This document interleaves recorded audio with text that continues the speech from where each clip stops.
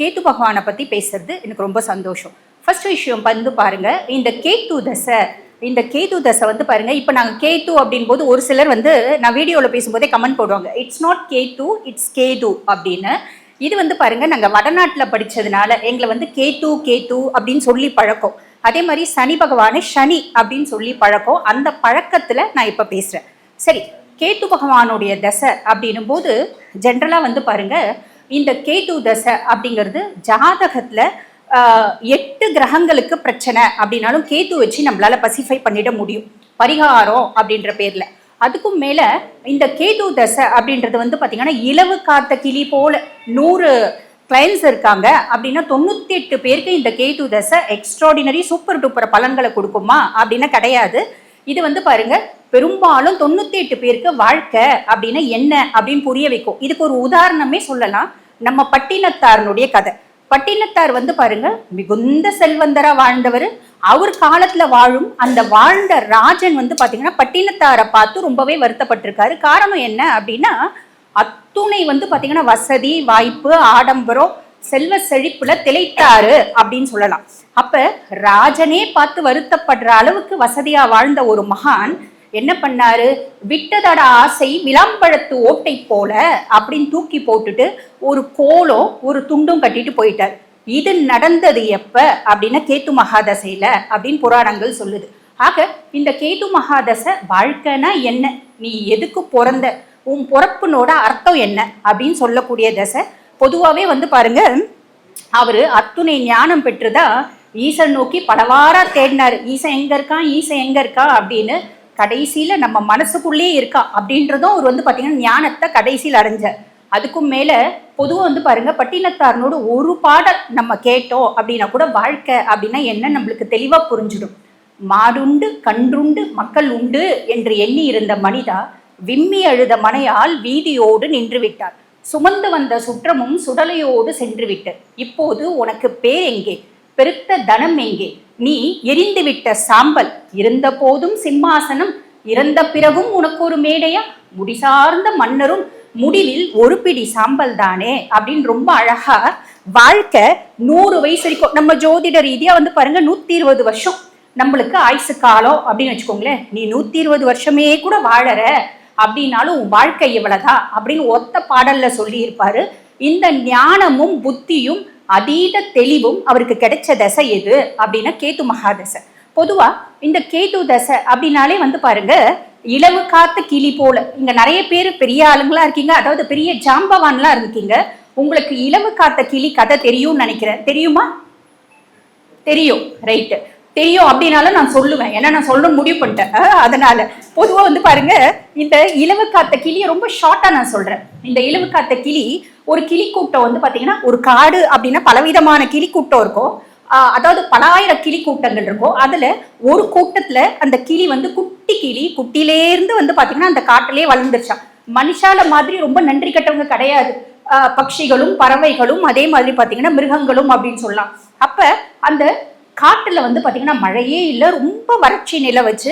அப்ப எல்லா கிளி கூட்டமும் அந்த காடை விட்டு வேற காட்டுக்கு போச்சான்.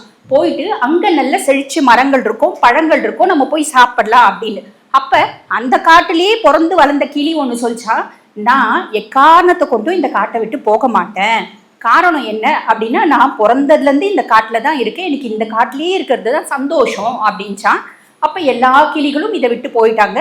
காரணம் என்ன அப்படின்னா, கிளிக்கு ரக்கம் முளைச்சிடுச்சு அப்படின்னா அவங்க வந்து இண்டிபெண்டா இருக்கணும் அப்படின்னு நினைப்பாங்க. பேரண்ட்ஸ் கிளியும் வந்து பாத்தீங்கன்னா பெரிய கிளிகளும் அதை விட்டுருவாங்க.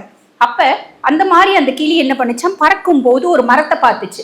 மரத்தை பார்க்கும்போது பெரிய பெரிய காய் இருந்துச்சு.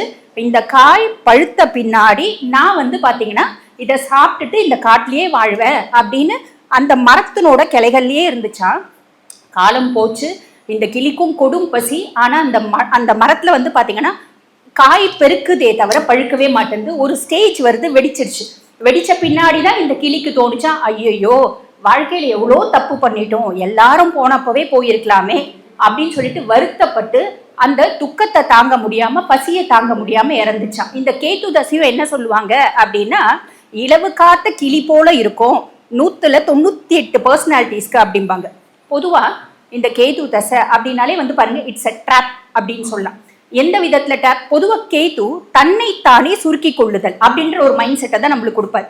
பொதுவா எனக்கு தனிமை கொடுமை அப்படின்னு நினைக்கவங்க கூட வந்து பாத்தீங்கன்னா கேது மகாதசை வரும்போது தனிமை இனிமை அப்படின்னு நினைப்பாங்க. பொதுவா இந்த கேது தசையில வந்து பாருங்க சில புத்திகளை வச்சு நம்மளால ஜட்ஜ் பண்ணிக்க முடியும். இப்ப கேது தசை சூரிய புத்தி அப்படின்னா நம்மளுக்கு வந்து பாத்தீங்கன்னா நம்மளுடைய பூர்வீகத்தினால ட்ராப். ரொம்ப சிம்பிள். பூர்வீகத்துல சொந்த பந்தம் எல்லாம் இருக்கும். அப்பா ஏதோ ஒரு காரணத்தினால விலகி இருப்பாரு, அம்மா ஏதோ ஒரு காரணத்தினால விலகி இருப்பாங்க. நான் தனிமரம் தோப்பாவாது அப்படின்னு சொல்லிட்டு போய் நான் சேர்ந்துப்பேன். சேர்றதுனால பிரச்சனை அப்படின்றத அனுபவிப்பேன். கேது தசை சந்திர புத்தி மனரீதியான குழப்பங்கள், எக்ஸ்ட்ரீம் ஸ்ட்ரெஸ், ஃப்ரஸ்ட்ரேஷன், இரிட்டேஷன், இந்த மாதிரி சைக்கலாஜிக்கல் ஆஸ்பெக்ட், சைக்காட்ரிக் டிசார்டர் நோக்கி போகலாம். இது வந்து பாருங்க ஒரு உதாரணத்தோட சொல்லணும் அப்படின்னா என்னோட அனுபவத்திலேயே நான் நிறைய கிளைண்ட்ஸை பார்த்துருக்கேன். இவங்களுக்கு வந்து பாருங்க கேது வந்து அஷ்டமத்துல இருப்பான்.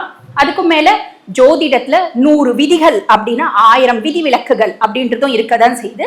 இருந்தாலும் அவங்களுக்கு அந்த கேது தசை சந்திர புத்தி வரும்போது வெளிநாட்டுல வந்து பாத்தீங்கன்னா 5 லட்சம் ரூபாய் 20 லட்சம் ரூபாய் சம்பாதிச்சிருப்பான். அந்த அளவுக்கு ஜீனியஸா இருப்பான். இப்ப காலகட்டத்துல வந்து என்ன சொல்லுவாங்க அப்படின்னா இவங்க வந்து ஒர்க் பண்றதுக்கு அன்ஃபிட் அப்படின்னு சொல்லி அனுப்புவாங்க. அப்ப வந்து இங்க மெடிக்கல் டூரிசம்ல இந்தியா இஸ் த பெஸ்ட் அப்படின்னு சொல்ல அதுல நம்மளுக்கு ஒரு பெரிய பெருமை.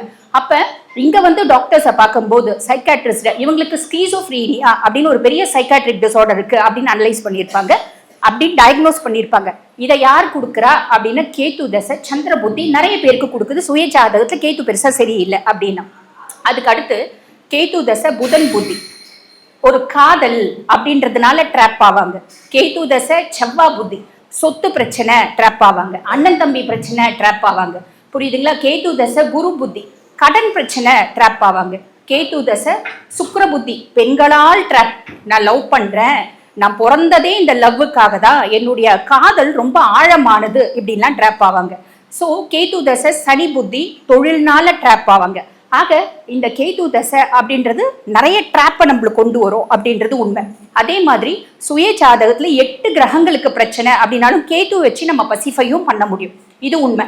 இந்த கேதுக்கு பரிகாரம் அப்படின்னா இங்க பரிகாரம் அப்படின் போது ரொம்ப பெரிய ஜீனியஸ்லாம் இங்க இருக்காங்க. ஆக்சுவலி செவ்வாயை பசிஃபை பண்றதுக்கு மிளகா பஜ்ஜி சாப்பிடலாம் இப்படிலாம் பயங்கரமான ஒரு பரிகாரம்லாம் நான் கேள்விப்பட்டேன். It's very amazing. இப்படிலாம் நான் பரிகாரம் படிச்சதோ இல்லை கேள்விப்பட்டதோ இல்லை. எனக்கு தெரிஞ்ச சின்ன சின்ன பரிகாரம் நான் என்ன சொல்லுவேன் அப்படின்னா கேது வந்து பாருங்க ஆண் ராசியில நிற்கிறாரு அப்படின்னாலும் ஆண் கிரகங்களோட சேர்ந்து இருக்காரு அப்படின்னாலும் மனித உடலும் மிருகங்களுடைய முகமும் கொண்ட நம்ம வந்து பாத்தீங்கன்னா தெய்வங்களை வழிபாடு பண்ணணும் அப்படின்றது. பொதுவா அதுக்கு வந்து பாருங்க நரசிம்மர், நாளை என்று சொல்லி அறியாத நரசிம்மர், எதுவா இருந்தாலும் இன்னைக்கே இப்போதே இந்த க்ஷணமே அப்படின்னு பலனடிக்கக்கூடிய கடவுள்ல ஒருத்தர் யாரு அப்படின்னா நரசிம்மர் அப்படின்னு சொல்லலாம். பிரதான கடவுள் அவரு அப்படிங்களாம். அதே மாதிரி ஹனுமனை வழிபாடு பண்றது, அயக்ரீவரை வழிபாடு பண்றது, இது பலிதமாகும் அப்படின்லாம். அதுக்கப்புறம் வந்து பாருங்க கேது பெண் ராசியில நிற்கிறாரு, அதே மாதிரி பெண் கிரகங்களோட இருக்காரு அப்படின்னா நம்ம வந்து பாத்தீங்கன்னா மனித உடலும் மிருக ஒரு முகமும் கொண்ட பெண் தெய்வங்கள் அப்படின்னும் போது அபராஜிதா யாரு? அபராஜிதா அப்படின்றவ பிரத்யங்கரா தேவி, அதர்வன வேதன் நாயகி. அபராஜிதா அப்படின்ற பேர்லயே வந்து பாருங்க யாராலும் வெல்ல முடியாதவள் அப்படின்ற ஒரு பேர் இருக்கு அவளுக்கு. அந்த பேரினோட அர்த்தம் இதுதான்.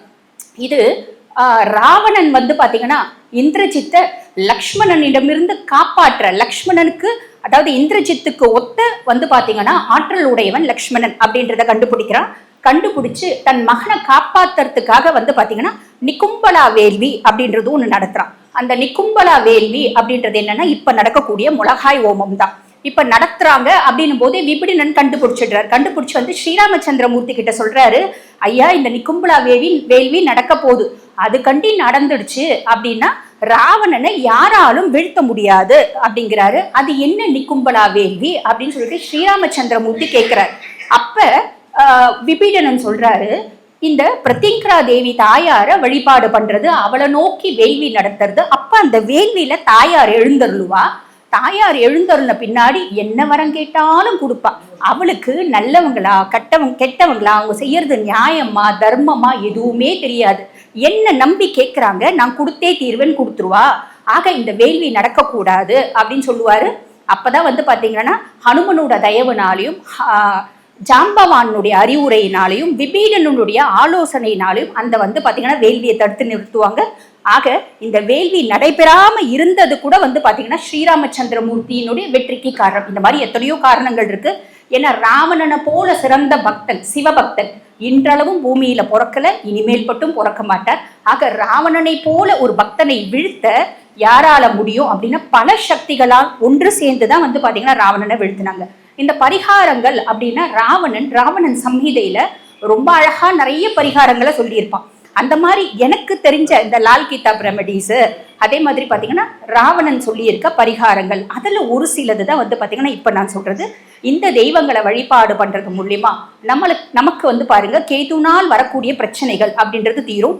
இது எல்லாத்தை விட ரொம்ப எக்ஸலண்டான ரெமெடி என்ன அப்படின்னா, நம்ம வீட்டுல நாய்களை வளர்க்கறது.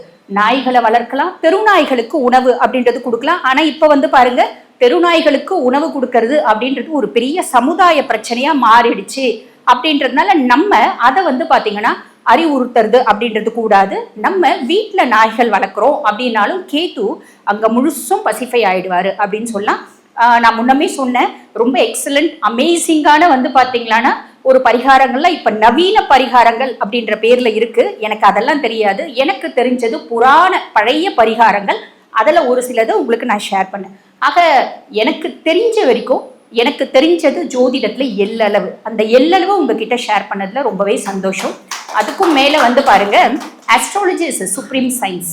எங்க அப்பா சின்ன வயசுல இருந்து சொல்றது அதுதான். Astrology is supreme science.